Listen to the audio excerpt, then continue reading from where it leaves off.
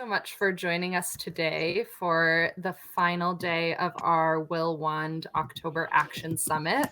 And a big shout out to everyone who joined for yesterday's lobby day. I heard that meetings went very well, and I'm looking forward to working with you all to help you continue to build relationships with your federal legislators in the coming months. And today I am so thrilled to be here with Yasmin Taib and Johnetta Elzie, who are going to share their experiences in advocating against police brutality, focusing specifically on the 1033 program.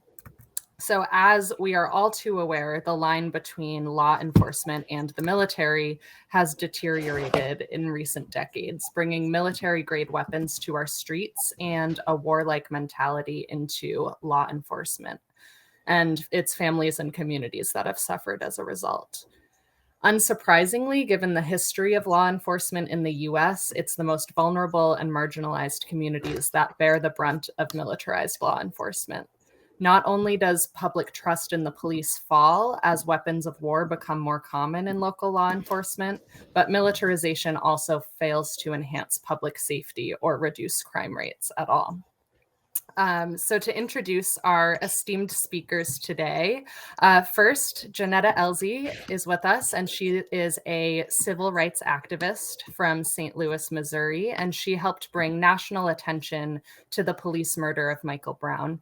Her work as a citizen journalist included documenting the Ferguson and Baltimore protests, and she was a member of the planning team for Mapping Police Violence, an interactive database tracking instances of police violence across the country. And she also helped plan We the Protestors, a resource site for activists working on police reform. She's one of the co-founders of Campaign Zero, a police reform campaign aimed at reducing police violence. And notably, one of their 10 policy solutions for police reform is ending the 1033 program. We also just learned that Johnetta has moved to the Baltimore area to start her studies at Morgan State University. So big congrats, and very happy to have you in the area, Johnetta. Thank you. And Yasmin Taib, my dear friend, is an Iranian American human rights attorney who has been at the forefront of various civil rights struggles over the years. And I first met Yasmin when she was at the Friends Committee for National Legislation working on refugee rights and resettlement issues. And she was particularly focused at the time on increasing refugee admissions in the US in order to welcome more Syrian refugees who were fleeing atrocities in their home country. We had a great conversation on our prep call, actually, about the connections in 2014 between Syrians and BLM protesters in Ferguson, between Palestinian activists and protesters as well. So anyway, there's just so many connections in this room through the work that both Johnetta and Yasmin have done over the years. Yasmin now runs the 1033 Coalition, or we're now calling it the Demilitarize Our Communities Coalition, which Wand is a proud member of. And our current focus is curtailing and ultimately shutting down the 1033 program. So just to kick us off, I would love to open up our conversation first to Yasmin to describe a little bit about the history of the 1033 program, including why it was founded and what it does. And then, Johnetta, I'd love if you could talk about your experience on the front lines of facing militarized police who are most likely armed with weapons from the 1033 program. So Yasmin, please kick us off. Great. Thank you so much, Mac. Thank you for having me. I apologize if you hear a lot of background noise. There's construction in my building, so apologies about that. But as Mac noted, I'm Yasmin Taib, and one of the main issues that I work on throughout the year is the 1033 program, and just wanted to do a little overview of the program, our asks in terms of legislative asks, our asks of the White House, how folks can be more involved in terms of advocacy efforts, and like what the essentially what the playing field looks like now in terms of next steps and what we expect from the Biden administration in particular on 1033 in the next few months. So this program came into existence really in the mid 1990s as part of the National Defense Authorization Act. It's authorized through the Pentagon, right? It's this obscure program that not many folks knew a lot about until Michael Brown was killed in Ferguson. And many of the advocates that started really aggressively working on lobbying against this program, in earnest, we started after Ferguson, including myself. I went to Ferguson after Michael Brown was killed, and we started doing some advocacy in the local community, and then we kind of broadened that out and started working with legislators on how to curtail and ultimately end this program. So since the mid 1990s, this program has transferred military equipment and weapons to more than 8,000 law enforcement agencies across the country. This is local, state, federal law enforcement.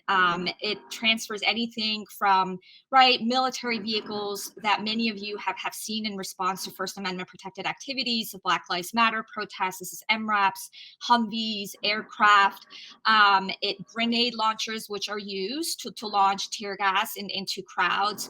And the program was really, I guess the purpose of it was in response to the war on drugs. Since then, it has expanded drastically to also militarize our border. So this happened just in the last few years during the Trump administration, where the 1033 program has been used. Tons of equipment have been transferred to CBP at our borders, which is partly why also a lot of the immigrant rights organizations are very active in our coalition and are working alongside us because of the impact, of that it has on border communities and our immigrant communities as well. So the coalition that Mac mentioned, this coalition came together last year after George Floyd was murdered. It's currently made up of more than 150 organizations spanning, groups that work on racial justice issues, peace and security issues, human rights, faith, progressive, you name it. We thankfully also have a couple, not a lot, but we have a couple of conservative leaning organizations, libertarian organizations working alongside us to try to influence and as many Republicans to get on the right side of this issue. So just wanted to do a quick overview of where we are legislatively, and then I'll turn it to my co-panelist. So last year, after George Floyd was murdered, our coalition worked really aggressively to try to get a vote on 1033 amendments in both the House and the Senate. We were able to get a vote in the Senate. We were not able to get a vote in the House. So the vote that took place in the Senate last year, an amendment that was offered by Senator Schatz, would have, curtailed the program. It wouldn't have completely shut it down. And, while we were successful in getting a bipartisan majority on that amendment, 51 to 49, 51 senators supported it. We unfortunately fell short of the 60 vote threshold, which is why the amendment unfortunately did not pass. We, in lieu of that, the kind of watered down version that was offered by Republicans as a side by side that did pass was the Inhofe Amendment. And I only mention it to say that it's definitely not what we were asking for, but it was the first time we were able to get any sort of language passed to curtail the 1033 program in the defense bill ever, right? So Inhofe's amendment, just for folks that are interested in knowing, prohibits now the transfers of bayonets, grenades, weaponized tracked combat vehicles, and weaponized drones. Most of those items, for folks that are familiar with the 1030 program, folks know that most of those items are not transferred through the 1033 program anyways, right? So, but it was helpful in the sense that we were able to get a vote. We were able to show that something made it to the final bill, which positioned us nicely this year to be able to, again, lobby aggressively to get something stronger. So for the first time ever, as Mac has been really instrumental in these efforts this year, We were able to get a vote in the House in the defense bill. I mean, that was, again, the first time that we were able to get a vote on 1033 and NDA. And it's insane and incredible when you think about it. And it's really, I would say, shameful, right? That it's taken this long. And we unfortunately were not able to get that amendment passed. And I think Mac is going to drop a link in the chat shortly. But there were 22 Dems that voted against that amendment. This is the Hank Johnson amendment that, again, wouldn't have shut down the program. It would have severely curtailed it. It drastically would have impacted our communities, particularly communities of color. And it was, I can't even explain to you how incredibly disappointing and disheartening and outrageous, right? Outrageous it was that these Democrats voted against it. And there's 22 of them. 21 of those Democrats had previously supported this same language that was folded into this broader, right, George Floyd Justice and Policing Act. They had previously supported it. It was in the bill that almost every Democrat had voted in favor of last year and this year. So it was just so hypocritical that when it came down to actually, telling their constituents. So ultimately what these 22 Dems did is they sided with police unions over their own constituents, right? So as Mac and my co-panelist Johnetta will explain later, this program, it's really not something that, there's only a group of us fighting to end, the transfer of military equipment to police. No, there's tons of polling that have suggested that the majority of voters across the country support ending the transfer of military equipment to local law enforcement, period.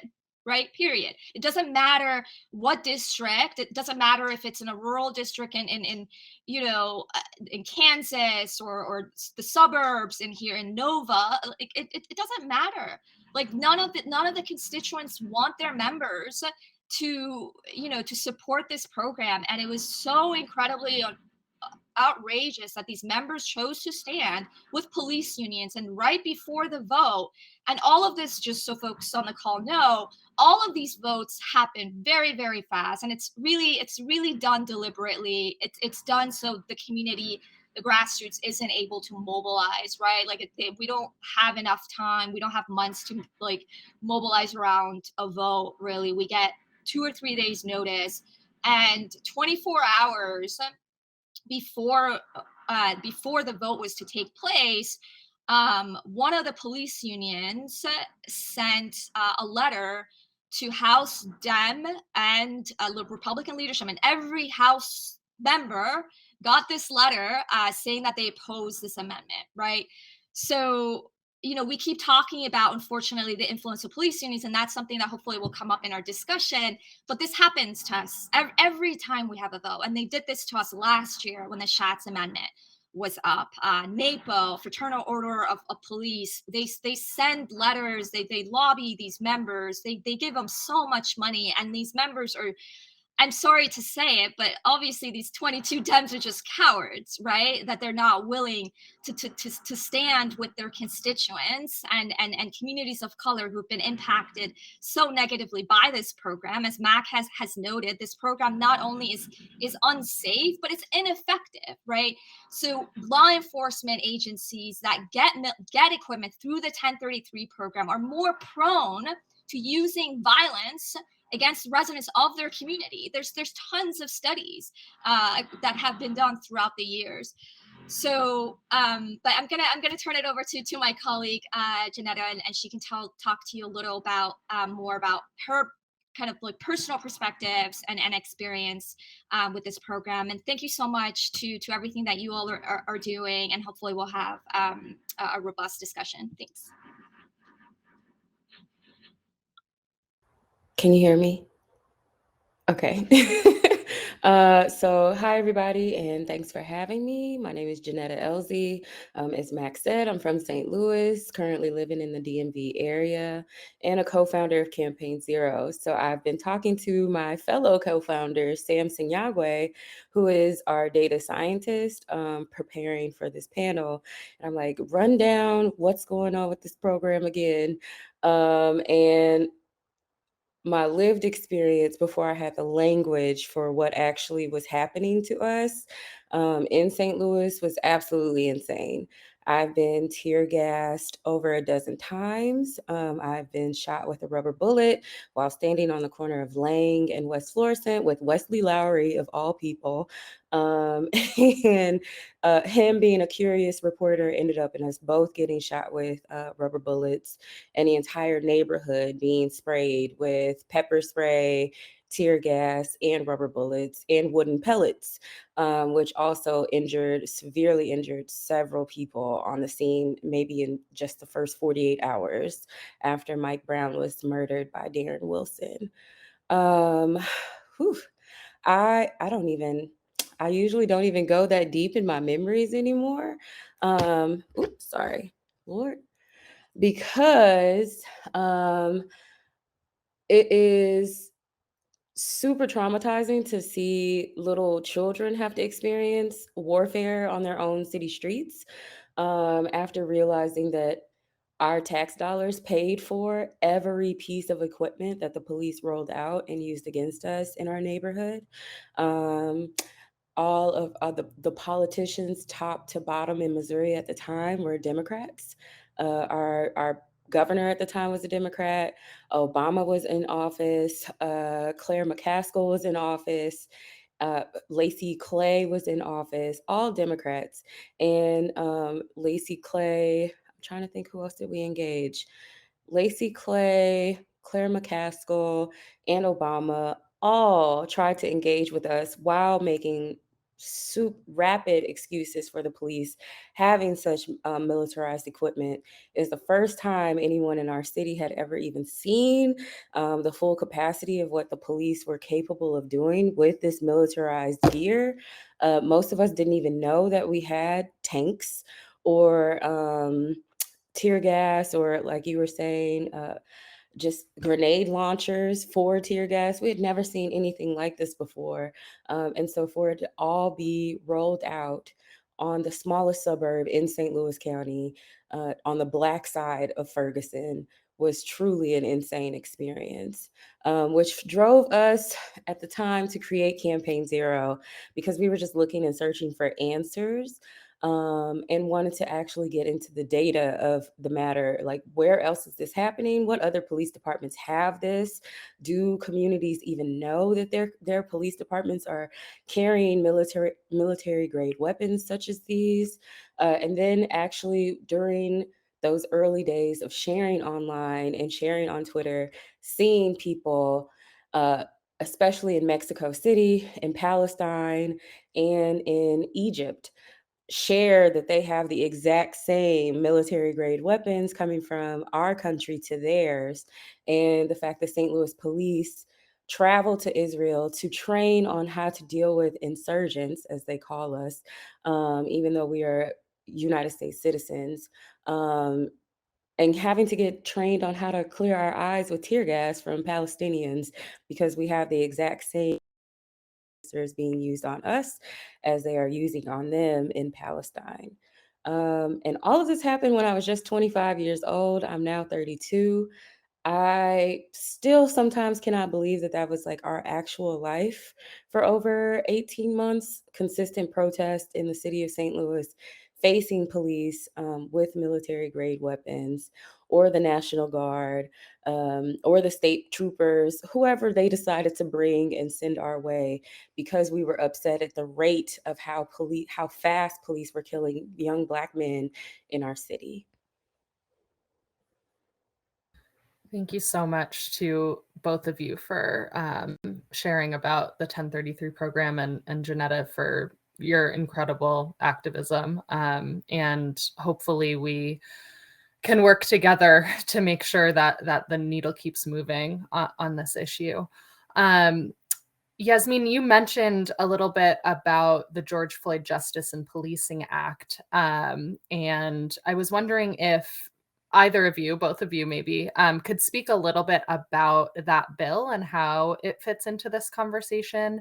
It seems like with the the current situation in Congress, things are really at a standstill with broader police reform efforts, and would just love to hear from both of you about your thoughts of how do we move forward in this moment of divisionism with the Democrat and Republican numbers as they currently stand in Congress. How do we as activists and, our women state legislators from across the country, how can we be working to move the needle on police reform as a whole, and then also specifically the 1033 component of police reform? I'll go first if you don't mind. Sure. So, one of the things that St. Louis has definitely done, which I think is really cool right now, we're in a really cool moment where we have a lot of Black women leadership. So, in the city of St. Louis, we have Tashara Jones as the mayor of the St. Louis city. We have Cori Bush is our congresswoman, which took lots of time, and second time's the charm for her to dethrone Lacey Clay. But it's the fact that she is a protester. I met Tashara at the protests. So these are both women who were present and saw and know what we experienced because they experienced it as well. So I can say that I'm very proud that Cori is my congresswoman at this current moment because she does speak truth to our experience. That's one thing that none of us can take away from her when she does speak about poverty and homelessness and policing and the need for police reform. It is a lived experience because it's a shared experience that we all had together.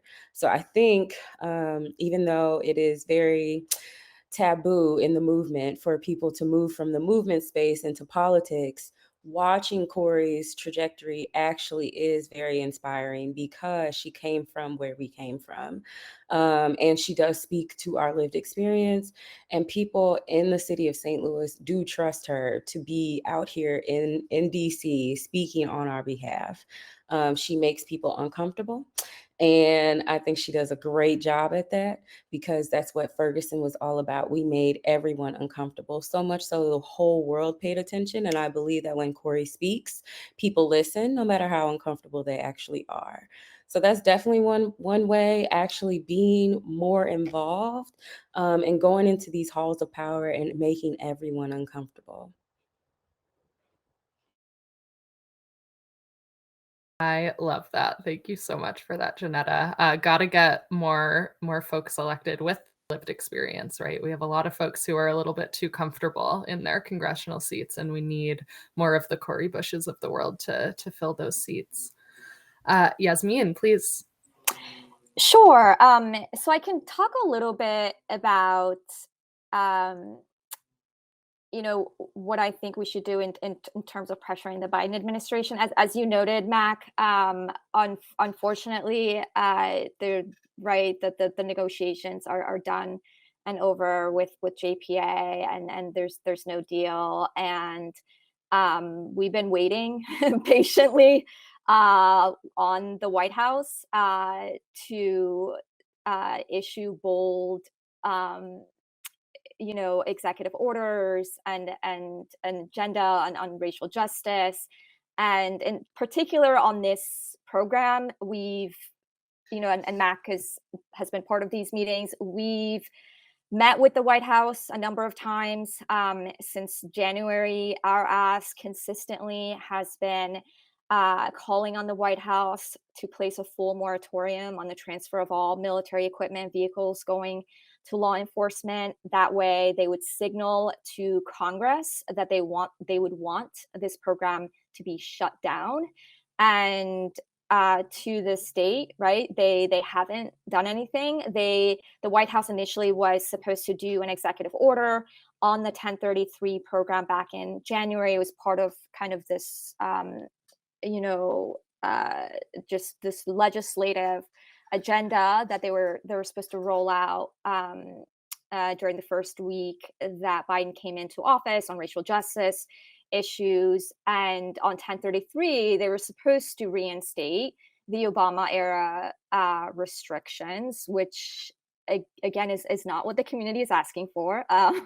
So, for folks that have been working on this program since then, The Obama era restrictions did nothing really, right, to get military equipment out of our communities and off of our streets. And uh, Joe Biden ran on this aggressive platform, pledging to, ensure that he was going to protect every member of our community, and standing up for communities of color, and ensuring that he does everything to end the transfer of military equipment to local police. And again, to this date, the White House unfortunately has not done anything. So I would just say that this is an incredibly important moment for us, for the grassroots, to pressure President Biden to live up to his promises, right? To his campaign pledge to us. And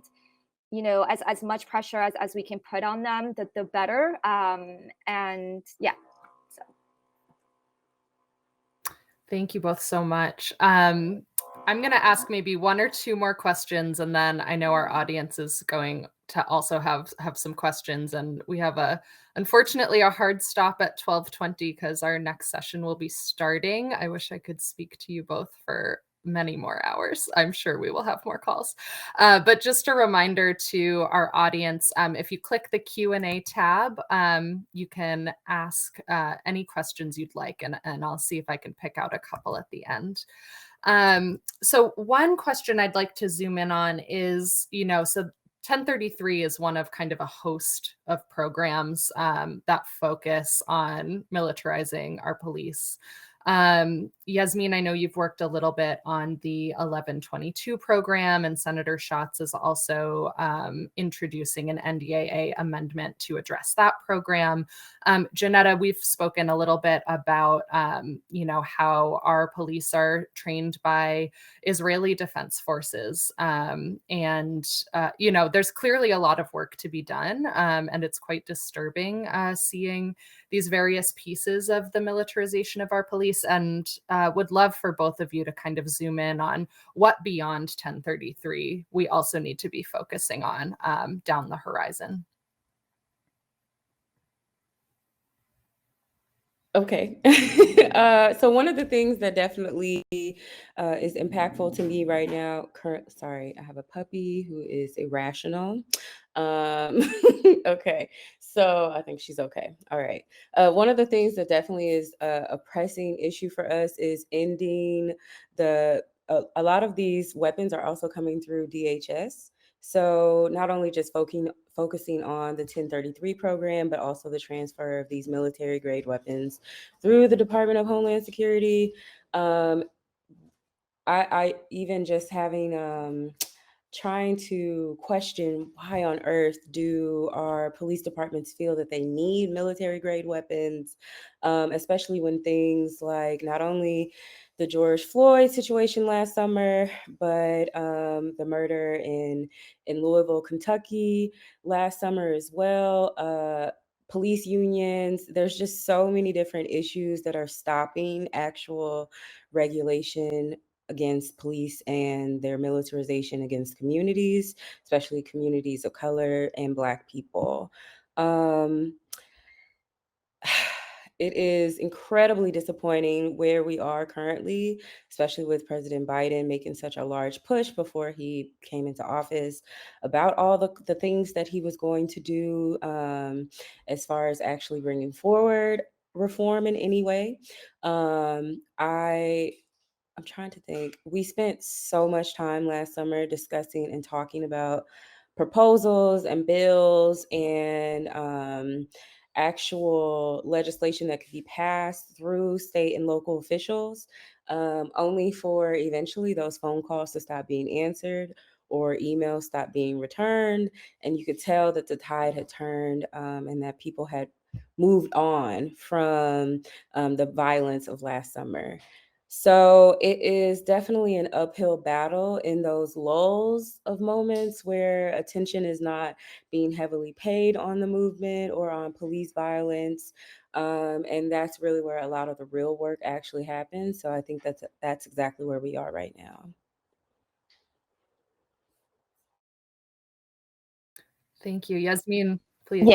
Yeah, absolutely agree with Johnetta. I mean, in terms of the other programs, I did want to just briefly mention, just follow up on what you said, Mac, on the 1122 program.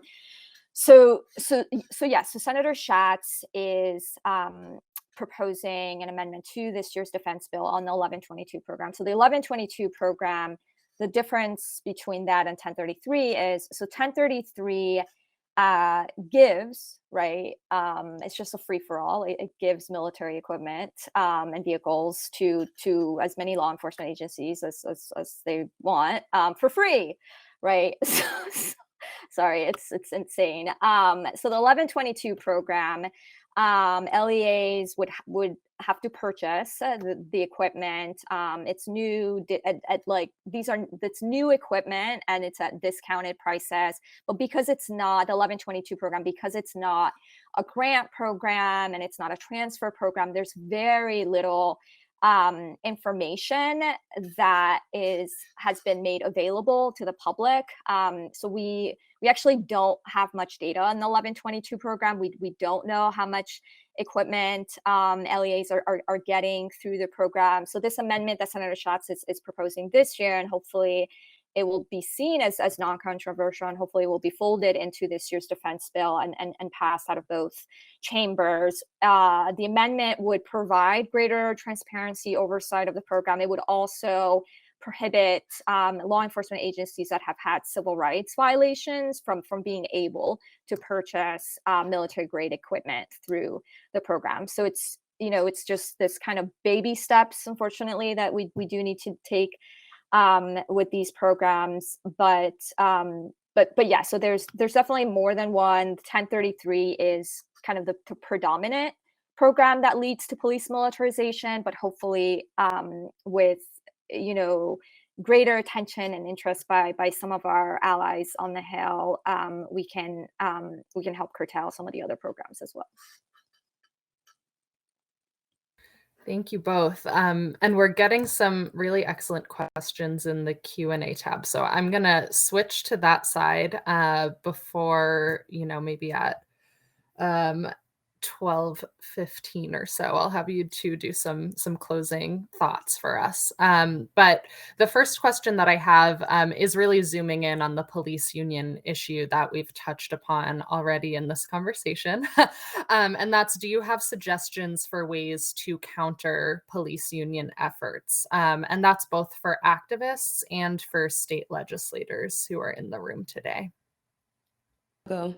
So one of my favorite things is to give white people activities to do, especially if you claim to be about racial equity and racial justice. We have found in the collection of all these police union contracts, especially I think last summer we had over 700 in our database.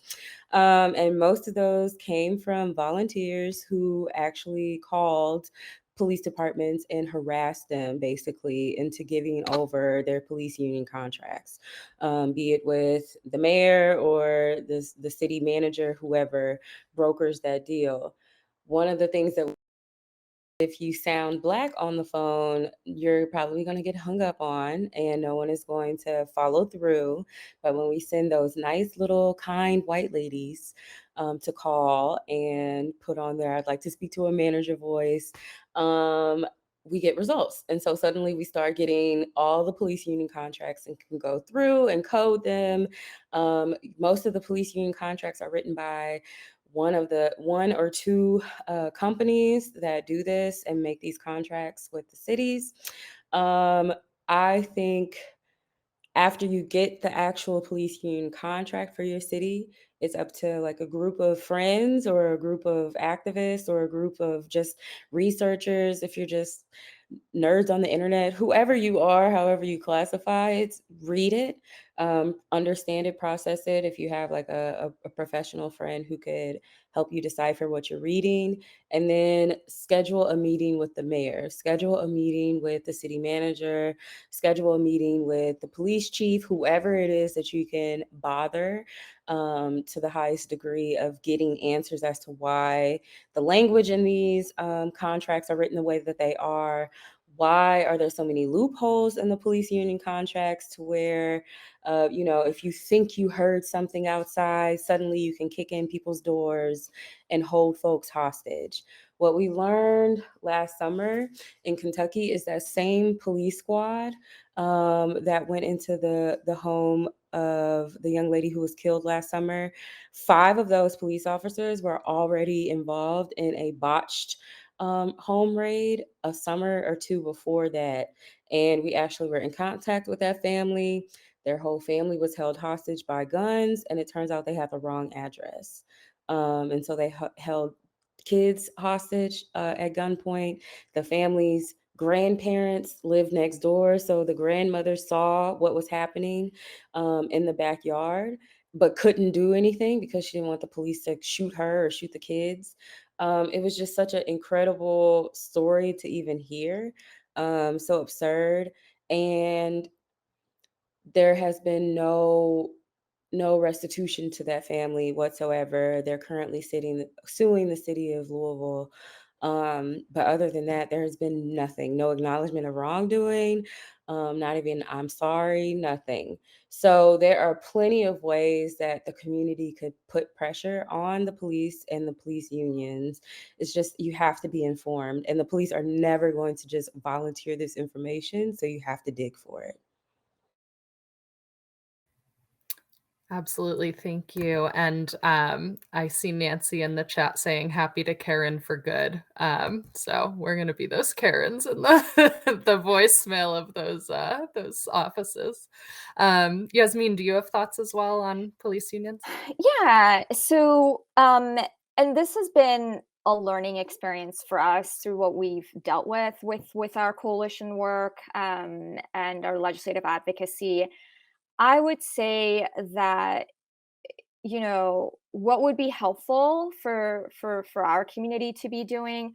So we have a number of very influential unions, right, that are with us that have been lobbying on this issue.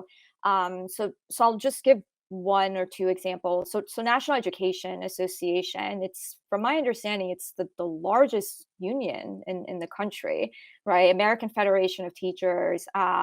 Both have been part of our legislative efforts. NEA, just a couple of weeks ago when we were dealing with the House vote, at our request, they sent a vote recommendation to every single House member telling them to support Johnson's 1033 amendment.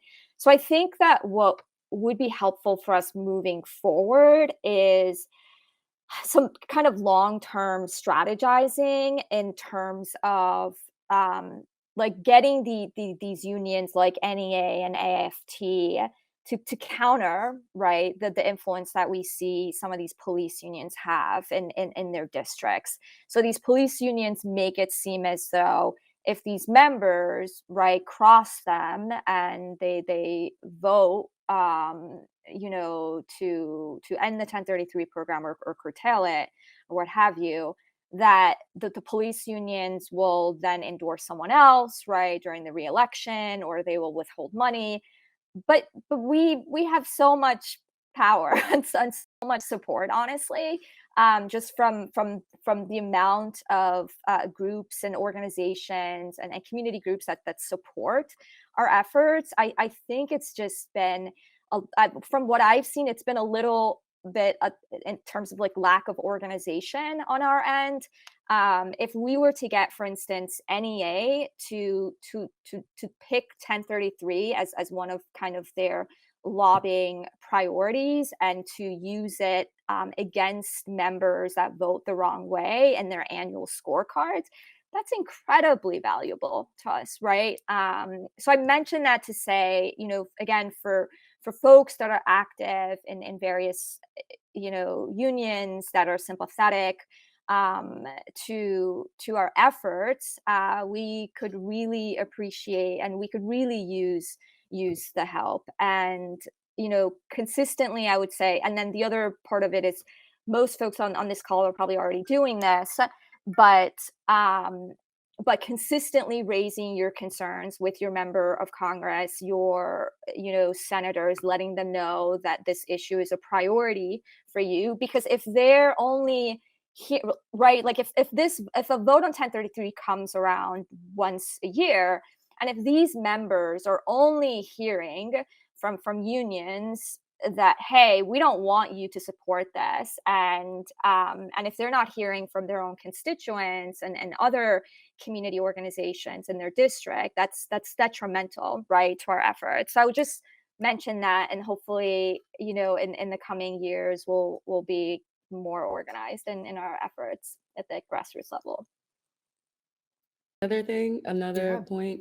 please. So pregnancy brain really has my mind gone. I keep saying this young lady, her name was Breonna Taylor. And I'm like, I know this woman's name, my God. But I just completely out of my mind right now. So that's the first thing. And then the second thing, going back to Yasmin's point earlier, there is, Lord, what was Yasmin's point earlier? You said something so good too. And I was just like, oh my God. Okay, never mind. I can't remember. I'm so sorry. I think it was something about the start of, oh God, I don't know. I'll think about it. And if I remember, I'll come back. That's great. We're going to send the recording around so you can rewatch it too.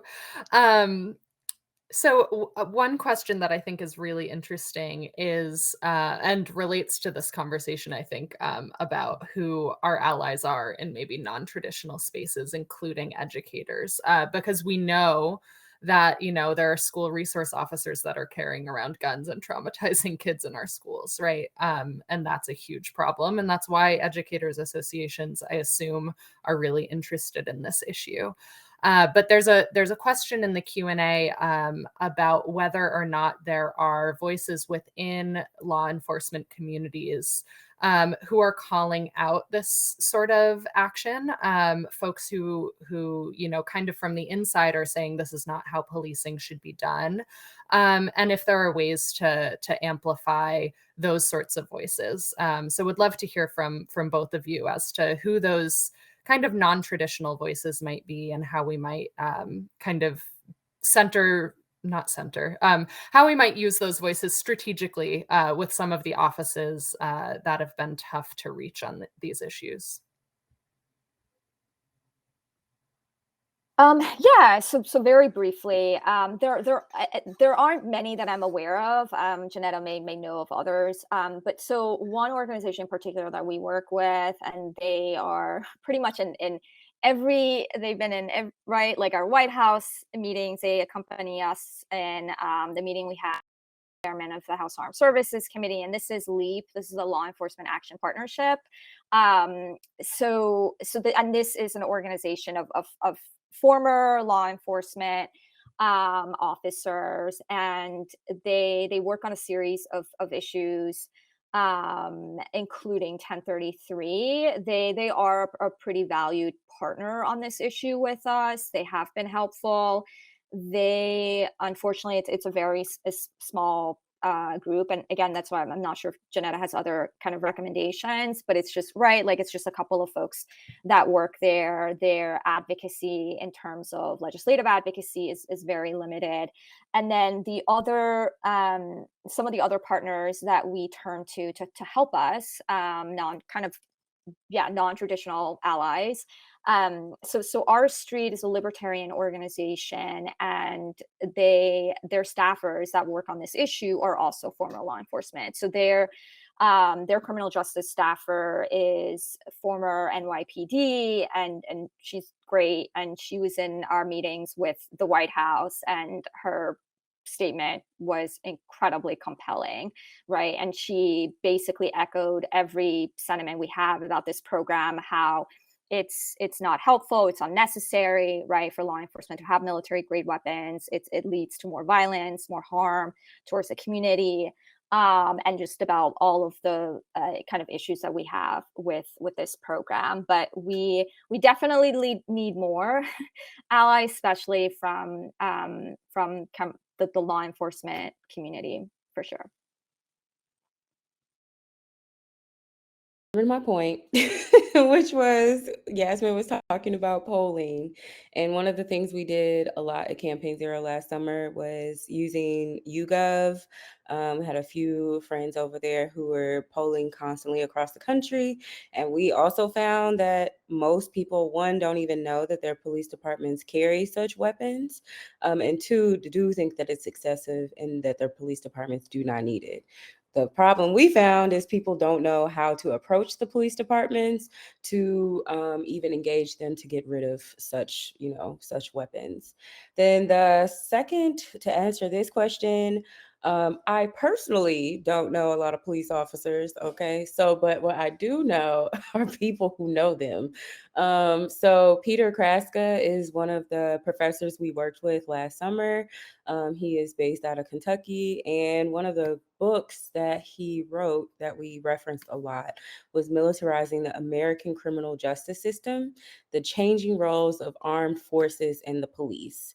So Pete spent a lot of time back. I love telling him that his work is older than me. He spent a lot of time in the early 80s and the 90s. Tailing and actually being on police raids with police officers and speaking and talking to them about, why do you all do this? How do you feel about this? How does this make the community feel? What impact do you actually feel is happening for yourself, for the community, and how is this affecting society as a whole? So it was just really interesting, one, reading that book, and then two, reading some of like his notes and hearing the personal stories of what police actually think about this. I think just the comfort of him being a white guy from Kentucky, the police were very open and honest with him about how it made them feel, whether they actually thought this was productive or not. And according to Pete, most of them felt that it wasn't. But it's their job and they have to do it. So it was just it's very interesting, this dynamic that we have here where the police apparently don't want to do this. The communities absolutely don't want this happening. And so it just seems, what's the purpose? What is the purpose of you practicing military style operations on actual tax-paying citizens of this country? But then also for me, because again, Ferguson automatically connected us with Palestine, Egypt, and Mexico City. What is the purpose of our military doing this to other places as well? So it's definitely all connected. And I wish more people were making that connection, that what we saw last summer when it came to policing and how the police decided to police protests, especially with more white people outside. Imagine what the police or what our military is doing overseas. Absolutely agreed. And, that's exactly, I think, what we're trying to do at Wand Will is, we came from a background of focusing more on the foreign policy side and U.S. militarism abroad. And now we're kind of pivoting to look at the domestic issues because we have to stop both, right? The struggles are connected, and we have to stop killing people abroad, and we have to stop killing people on our streets. And there are really common sense and easy ways to do that, including ending this god-awful program. There's a couple of more questions that are in the chat box here. I think I'm going to just pull one more before I close us out. And that's, what are the common misconceptions that people have about the 1033 program?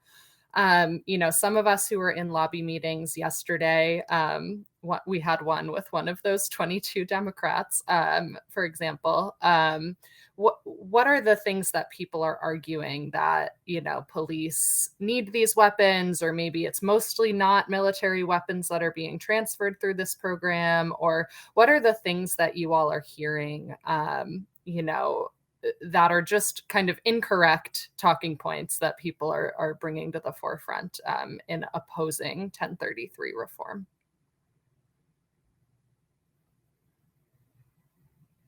I can go first. So I think, as you noted, Mac, one issue is yes, law enforcement agencies that claim that they need it, right? So I think we spoke a little bit about why educators are opposed to this program, and it's also because, unfortunately, as a result or in response to mass shootings on school campuses, there has been an incredible rise in the amount of colleges and universities that started requesting equipment, MRAPs, and Humvees, and assault weapons through this program. So, you may not know it, but your local colleges and universities probably have MRAP stored away, right? And it's yeah,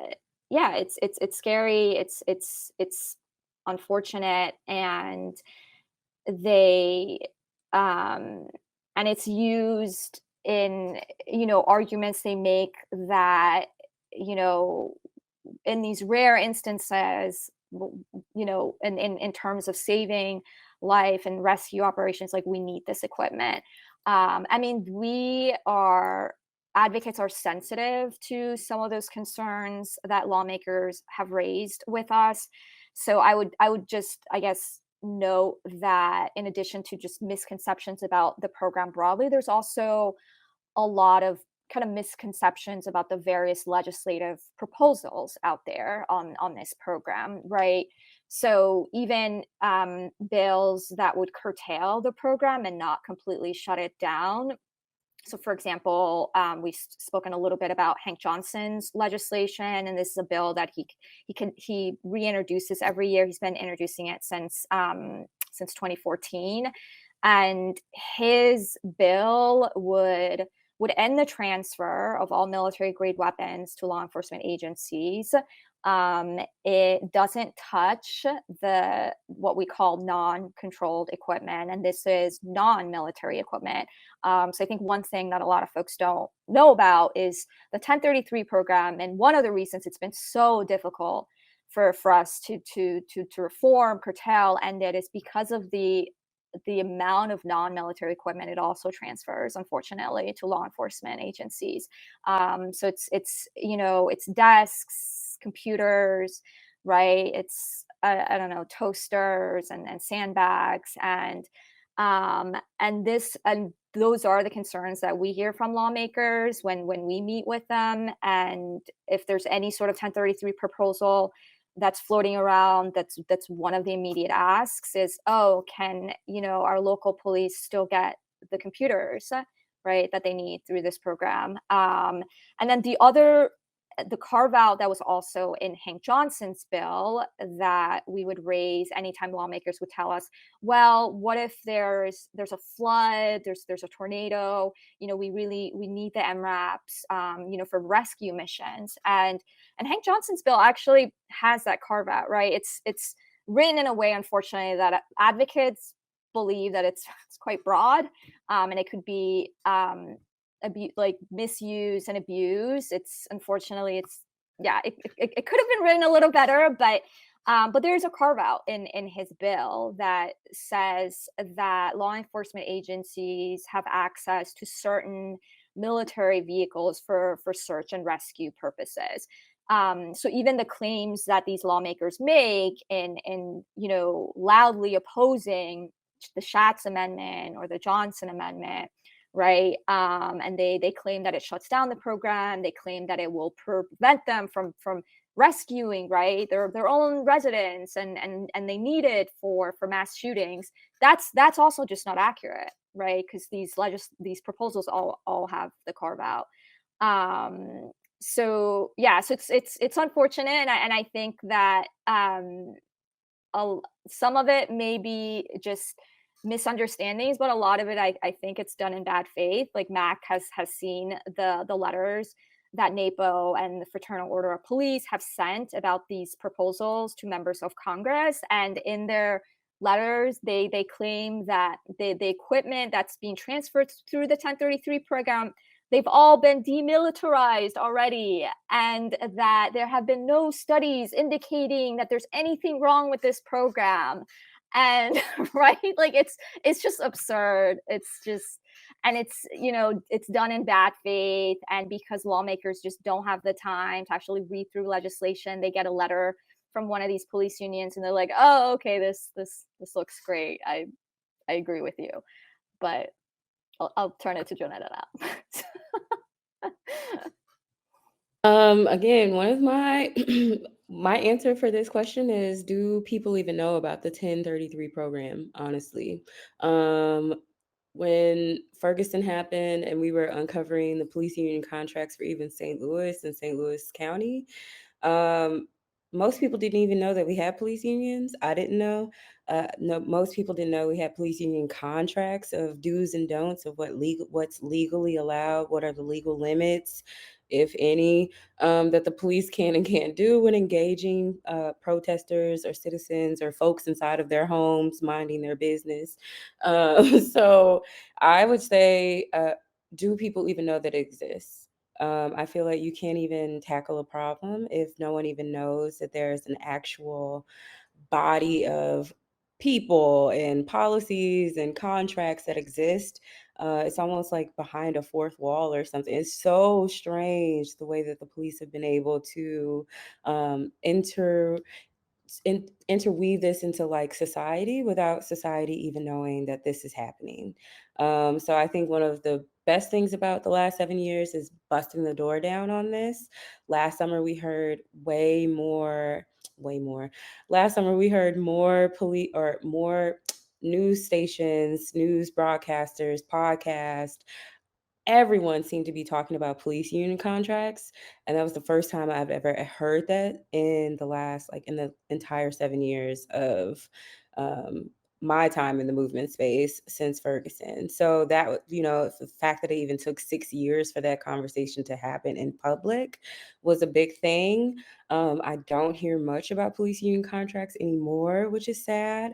But I'm sure there will be another incident that is huge and is another awakening for so many people. And then the conversation will continue.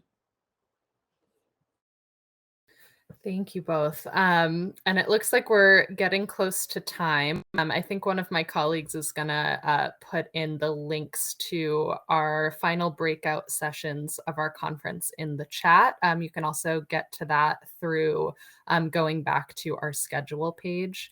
But I just wanted to open the floor to both of you for any kind of closing words of wisdom for those who are either beginning or continuing their work on police reform, or just any closing thoughts that you'd like to share in our remaining 2.5 minutes. Say I love talking to people, so organizing is definitely my thing. I'm currently helping a friend's little sister who's at Howard, who's protesting at Howard University. So trying to help them organize. I think it's just something I could do with with my eyes closed. Just so if you have any questions or any want suggestions, whatever, or just a brainstorm, sounding boards are always necessary. Hit me up. I'm on Twitter, Instagram, Facebook, all at the same name. And just stay in touch, y'all. That's for real. Like, that's what the police definitely don't want us to do, is to be in community and in conversation with each other. And I'm a resource. So go ahead. Amazing, thank you. And Maggie from the WAN team just graduated from Howard, so I see her throwing a big yes and a heart in the comments. So thank you for helping out our comrades at Howard. Yasmin, any closing words for us? Sure, absolutely agree with Johnetta that we need everyone on this call, everyone in our communities, all of our friends and allies to continue to organize throughout the year, and not just at crisis moments or pivotal moments. And we need to ensure that lawmakers hear from us consistently in our efforts to demilitarize our communities here at home and abroad. And I just dropped a link in the chat. It's a petition that we're doing through Daily Kos on the 1033 program. As much as you're able do in trying to pressure the White House and your representatives on the Hill on this would be greatly appreciative. And yeah, and similarly, please do stay in touch and let us know how we can be of further assistance. Thanks. Amazing. Well, thank you both so much for being so giving with your time.